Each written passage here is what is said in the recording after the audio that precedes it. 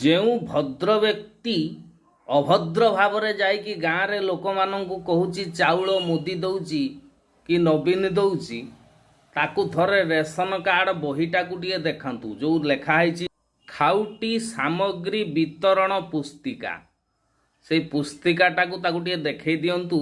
ସେଠି ଲେଖା ହେଇଛି ଜାତୀୟ ଖାଦ୍ୟ ସୁରକ୍ଷା ଆଇନ 2013। ତାହେଲେ 2013 ମସିହାରେ ମୋଦି ସରକାର ନଥିଲା, ଥିଲା ମନମୋହନ ସିଂ ସରକାର।